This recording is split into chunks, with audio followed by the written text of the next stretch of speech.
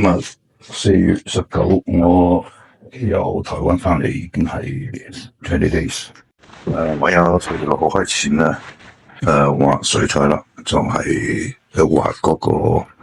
台灣收集翻嚟嘅所有啲素材啊，採風翻嚟啲採訪採翻嚟啲照片啊，咁準備畫一個台灣系列台灣 series。咁至到尋日為止咧，我已經畫咗第8幅啦。咁早排我已經畫過地方啦，係台東啦、花蓮啦、日月潭啦、高雄啦，同埋嗰個宜蘭啊，仲有好多地方未畫嘅，台北都一幅都未開始畫。咁其實咧，畫每一幅畫之前咧，我會前一晚就開始諗，第一就喺度考慮咧話邊一幅係邊一張參考嘅素材啦。跟住咧就係有個 plan 咧，就係話將來畫點樣嘅 style 都有預案嘅，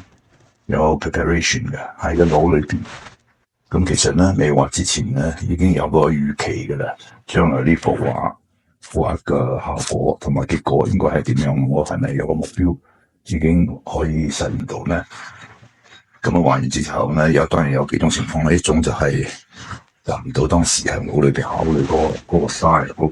嗰種畫法嗰種結果嘅。第二種咧比較接近嘅，第三種咧就係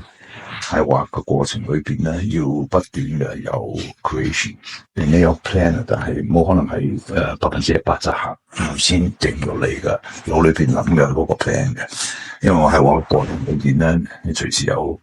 嗰啲情況係未估計到嘅，同埋或者咧係你覺得畫嘅過程中間你覺得需要調整嘅，